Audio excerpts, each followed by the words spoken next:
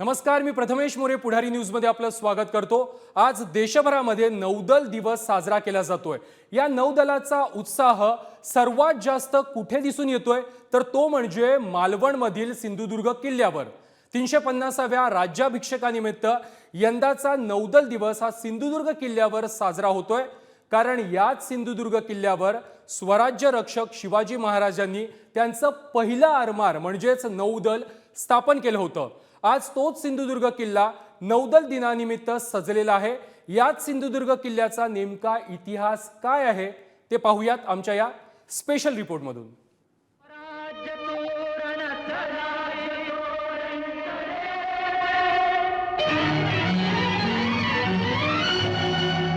गरजती तोफांचे चौघडे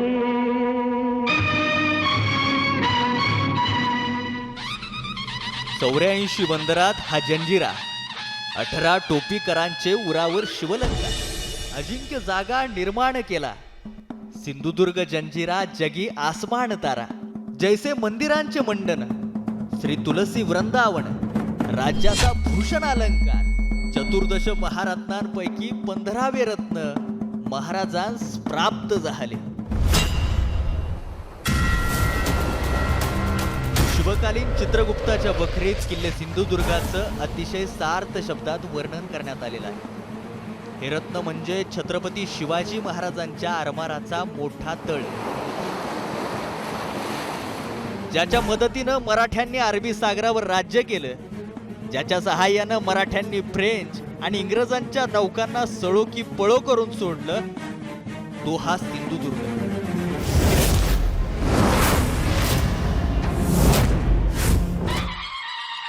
छत्रपती शिवाजी महाराज हे भारतीय नौदलाचे जनक। शिवरायांच्या दूरदृष्टीची अनेक उदाहरणं देता येतात, पण आरमार अर्थात नौदल उभारण्यात आणि त्यातही सिंधुदुर्ग सारख्या सागरी तळांची उभारणी करताना राजांनी दाखवलेल्या दूरदृष्टीला तोड नाही। आज 3 शतकांहून अधिक काळ महाराजांचा हा शिलेदार या ठिकाणी मोठ्या डौलानं उभा आहे। त्याच्याच खांद्यावर बसून आपण छत्रपती शिवाजी महाराजांच्या दूरदृष्टीची आणि त्यांच्या आरमाराची माहिती घेणार आहोत। मालवणच्या समुद्र किनाऱ्यावरील कुर्टे बेटावरची मोक्याची जागा महाराजांनी हेरली आणि आपल्या आरमारासाठी एक ताकदीचा तळ उभारण्याचा मानस त्यांचे स्थापत्य रचनाकार हिरोजी इंदुलकर यांना बोलून दाखवला। आणि सेवेसी तत्पर हिरोजी इंदुलकर ही आपलीच उक्ती इंदुलकरांनी सार्थ करत राज्याच्या राज्यमालेत हा आणखी एक हिरा गुंफला। 1657च्या आसपास छत्रपती शिवाजी महाराजांनी मराठा साम्राज्याच्या आरमाराची स्थापना केली आणि 1664 मध्ये या आरमाराचा सर्वात मोठा तळ असलेल्या किल्ले सिंधुदुर्गच्या उभारणीला सुरुवात झाली। बरोबर 356 वर्षांपूर्वी छत्रपती शिवाजी महाराजांनी मोर्याचा धोंडा म्हणून जे एक खडक आहे मालवणच्या किनाऱ्यावरती, या खडकावरती छत्रपतींनी सिंधुदुर्गाची पायाभरणी केली। छत्रपतींनी सिंधुदुर्गाचे भूमिपूजन केले। 10 नोव्हेंबर 1664 रोजी सिंधुदुर्ग किल्ल्याची पायाभरणी झाली। किल्ला उभारणीसाठी 3 वर्षाचा कालावधी लागला। 500 पाथरवट, 200 लोहार, 3000 मजूर गडाच्या उभारणीत कार्यरत होते। गड उभारणीत 300 पोर्तुगीज कारागीर असल्याची ही माहिती आहे। किल्ल्याच्या पायात 500 खंडी शिस वितळून ओतण्यात आले। किल्ल्याची तटबंदी 29 फूट उंच आणि 12 फूट रुंद आहे। किल्ल्याला 52 बुरुज आहेत। कुर्टे बेटाच्या 48 एकरावर हा किल्ला विस्तारलेला आहे। किल्ला उभारणीसाठी 1 कोटी होन एवढा खर्च आल्याच्या नोंदी आहेत। 1667 मध्ये किल्ल्याचं बांधकाम पूर्ण झालं। सिंधुदुर्ग किल्ला हा छत्रपती शिवाजी महाराजांनी उभारलेला एक परिपूर्ण असा नौदल तळ होता। 48 एकरात पसरलेल्या या किल्ल्यात कुटुंब राहत होती आणि किल्ल्यांचं महाद्वार बंद करण्यापासून ते किल्ल्यातील दिवाबत्ती करण्यापर्यंतची कामं त्यांना वाटून दिलेली होती। यात अनेक मुस्लिम कुटुंबही होती आणि त्यांचे वंशज आजही या किल्ल्यात राहतात। या ठिकाणी मुस्लिमांचे 5 घर होती आणि त्यांच्याकडे मशालजी म्हणून सुद्धा त्या ठिकाणी जबाबदारी होती। तसंच नगारजी म्हणजे नगारा वाजवायचं काम आहे ते आजही आम्ही पार पाडतो आणि मेन गेट जे आहे ते बंद करायचं काम होतं। असं वाजंत्री याचं सुद्धा काही काम होतं। अशा प्रकारच्या त्यांच्या जबाबदाऱ्या होत्या। आता सध्या आमचं एक घर या ठिकाणी कार्यरत आहे आणि आजही नगारा या ठिकाणी मंदिराजवळ वाजवला जातो. शिवरायांच्या काळात या ठिकाणी जो नगारा वाजवायचं काम आहे ते जो प्रवेशद्वार आहे त्या ठिकाणी जो नगाराची इमारत आहे त्या ठिकाणी वाजवला जात असे. सिंधुदुर्ग जरी सर्व बाजूंनी खाऱ्या पाण्यानं वेढला असला तरी किल्ल्यात गोड्या पाण्याच्या 3 विहिरी आहेत. किल्ल्याच्या जुन्या समृद्धीच्या खुणा कालानुरूप आता मिटलेल्या असल्या तरी किल्ला हा त्या काळाच्या अभिमानाची साक्ष आजही देतो. सिंधुदुर्ग किल्ला उभारणीत स्वतः छत्रपती शिवाजी महाराजांनी जातीनं लक्ष घातलं होतं आणि किल्ल्याच्या बांधकामावेळी ते पाहणीसाठीही अनेकदा इथं आल्याच्या नोंदी आहेत. सिंधुदुर्ग किल्ल्यावर छत्रपती शिवाजी महाराज यांच्या हाताचे आणि पायाचे ठसे आहेत. मी आता ज्या ठिकाणी आहे त्याच ठिकाणी छत्रपती शिवाजी महाराज यांच्या हाताचा ठसा तर या ठिकाणी छत्रपती शिवाजी महाराज यांच्या पायाचा ठसा आहे. असंही सांगितलं जातं की कारागिरांनी हे ठसे उमटवायला शिवाजी महाराजांना सांगितलं. मात्र खरी कथा अशी आहे की छत्रपती शिवाजी महाराज या ठिकाणी आलेले होते आणि या ठिकाणी छत्रपती शिवाजी महाराज जाताना त्यांच्या पायाचा ठसा उमटला आहे. तर त्या ठिकाणी छत्रपती शिवाजी महाराज यांच्या हाताचा ठसा उमटला आहे. छत्रपती शिवाजी महाराज या ठिकाणी आले म्हणूनच तर इथे आपण छत्रपती शिवाजी महाराजांना नतमस्तक होऊ शकतोय. केवळ सिंधुदुर्ग सारखे सागरी किल्लेच नव्हे तर महाराजांनी त्यांचं संपूर्ण आरमारच फार विचारपूर्वक उभारलं होतं. त्या काळी समुद्रावर सिद्धी, इंग्रज आणि पोर्तुगीजांचं वर्चस्व होतं आणि त्यांचा व्यापाराला मोठा अडथळा होता. त्यामुळे त्यांच्या तोडीस तोड उभं राहण्यासाठी आपण आरमार उभं राहावं हा निश्चय छत्रपती शिवाजी महाराजांनी केला आणि त्यातून मराठी आरमार उभं राहिलं.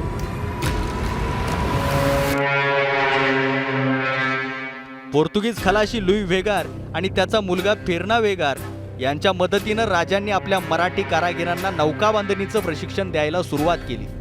कल्याण, भिवंडी आणि पेण या ठिकाणी प्रशिक्षण आणि नौका बांधणी सुरू झाली. शिवाजी महाराजांच्याकडे असणाऱ्या युद्धनौकांसारख्या युद्धनौका आपल्या आरमारात पाहिजेत, कारण त्या आपल्या आरमारापेक्षा सरपट जातात, फास्ट जातात, वेगानं जातात आणि त्या आपल्याला भारी पडायला लागलेत. ही गोष्ट त्या परकीय दर्यावर्दींच्या लक्षात आली आणि शिवाजी महाराजांची महानता ह्याच्यामध्ये सुद्धा सामावली की त्यांनी भारताच्या समुद्र किनारपट्टीला योग्य होतील अशा पद्धतीच्या युद्धनौका इथल्याच एतदेशीय कारागिरांच्याकडनं तयार करून घेतल्या आणि त्या आरमाराच्या जोरावर पश्चिम समुद्रावर आपलं राज्यच शिवाजी महाराजांनी निर्माण केलं. गुराब, तोफा ठेवण्याचं 2 शिडांचं जहाज. मछवा, 25 ते 30 सैनिकांची तुकडी वाहून नेणारं जहाज. तरांटी, माणसांची आणि सैनिकांची ने-आण करण्यासाठीचं जहाज. सार्वे, गलबत, वेगवान जहाजी. शिबाड, मालवाहतुकीचं व्यापारी जहाज. पगार, छोटी होडी. छत्रपती शिवाजी महाराजांनी पराक्रमाची पराकाष्ठा करत स्वराज्य उभारलं.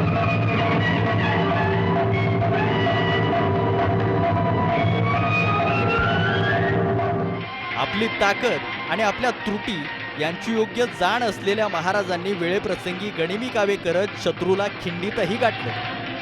पण शत्रूचा भरवसा नसतो, तो कोणत्या रूपात दत्त म्हणून समोर येईल याचा नियम नसतो असं म्हणतात. त्यामुळे महाराजांनी समुद्रातल्या शत्रूला घेरण्यासाठी आरमारही विचारपूर्वक उभारलं होतं. कोणत्या प्रकारची जहाजं असावी, ती किती असावी, ती कधी वापरावी या सर्वांचं नियोजन महाराजांनी काटेकोरपणे केलं होतं. आपले कोळी, आगरी, भंडारी, गाबीत अशी जे काय आपले मराठा अशी ही जी काही सगळी दर्यावर्दी किनाऱ्यावर राहणारी, समुद्र किनाऱ्यावर राहणारी दर्यावर्दी जी लोक होती त्यांना आरमारी युद्धाचं आणि आरमारी ज्या फ्लीट्स असतात, ज्या नौका असतात त्यांच्यावर स्वार होण्याचं प्रशिक्षण पहिल्यांदा द्यावं लागलं.